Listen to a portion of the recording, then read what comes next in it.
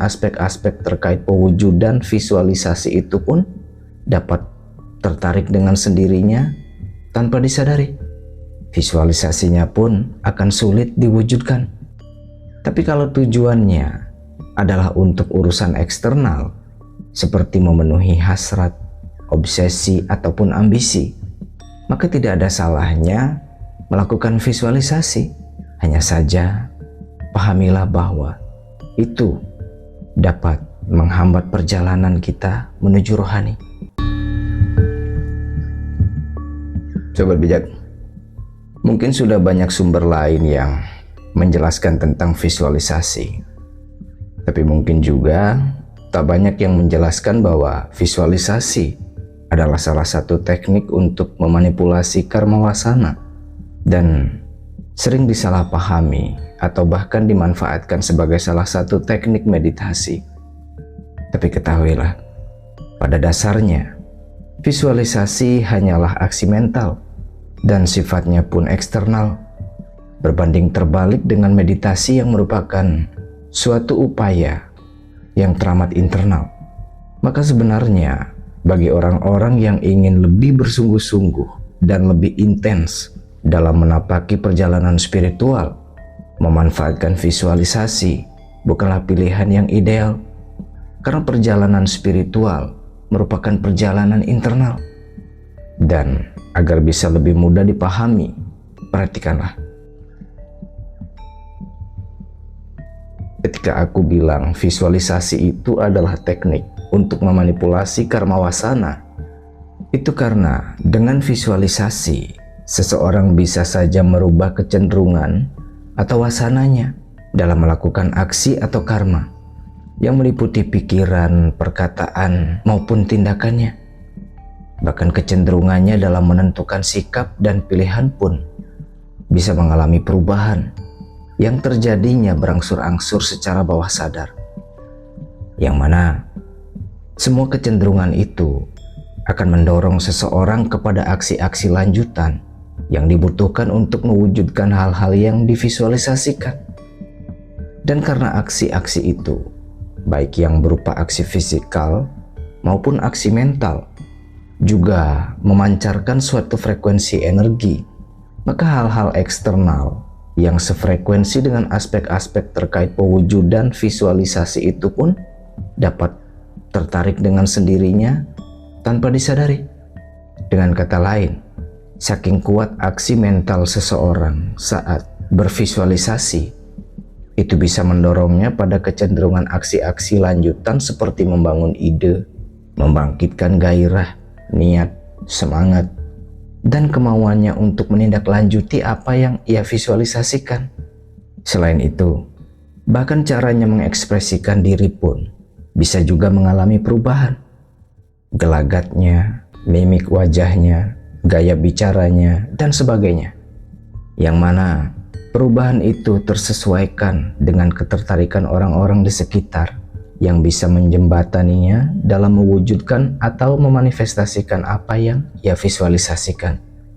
Namun, bila dia tidak mendukung aksi-aksi lanjutannya dengan kemantapan atau keteguhan hati, bila kegigihan dan semangatnya tergoyahkan, atau dengan kata lain, dia tidak bisa menjaga vibrasi energinya tetap dalam frekuensi yang dibutuhkan, entah karena malas, minder, ataupun karena dia berubah pikiran dan kehilangan keyakinan, visualisasinya pun akan sulit diwujudkan.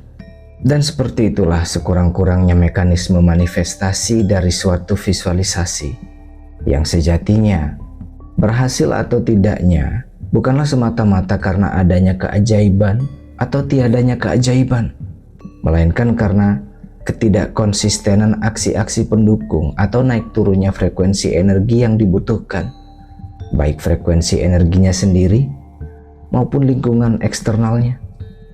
Tapi terlepas dari terwujud atau tidaknya visualisasi itu, bukanlah hal ini yang akan kita soroti di sini, melainkan kesalahpahaman banyak orang yang menganggap bahwa visualisasi sebagai salah satu bentuk meditasi, atau ada yang dalam meditasinya malah melakukan visualisasi.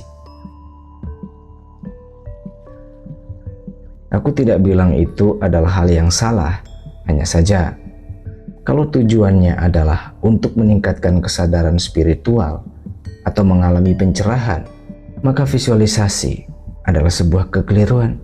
Terlepas dari apapun yang orang visualisasikan saat bermeditasi, apakah itu setitik cahaya, spektrum warna, bentuk cakra, gambar dewa, malaikat, apapun itu.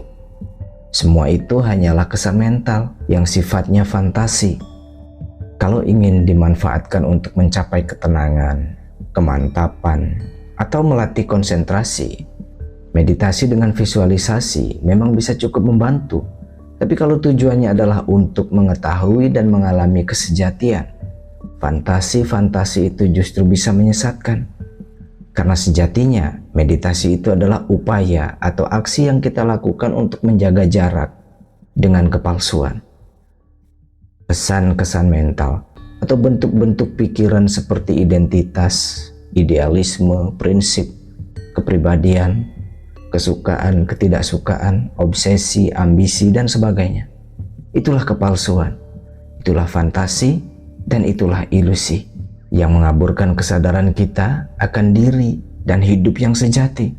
Dan hanya bila kita sudah tidak terusik lagi, lalu bisa benar-benar terlepas dari cengkraman kepalsuan itu, barulah kita bisa mengalami kesadaran murni, mengenali diri dan hidup yang sejati. Sedangkan visualisasi hanyalah aksi mental, aksi yang kita lakukan dengan melibatkan kesan-kesan mental, yang mana aksi-aksi semacam ini cenderung menghasilkan samskara atau residu, sehingga dapat memperumit program atau dalam pengertian lain memperalot struktur karma kita. Dan ini justru membuat cengkraman kepalsuan itu semakin menguat, membuat kita makin terikat. Dan ini adalah kebalikan dari tujuan meditasi yang sebenarnya. Dan lagi, dalam proses manifestasi akan visualisasi itu, energi prana juga cenderung terkuras karena diarahkan keluar. Sedangkan upaya yang kita lakukan dengan meditasi adalah untuk mengarahkan energi prana itu ke dalam, sehingga kriya atau aksi internal yang terjadi melalui meditasi itu semakin intens. Karena dengan begitulah, vibrasi energi yang terbentuk dalam diri memiliki daya yang semakin kuat untuk melunturkan struktur karma kita.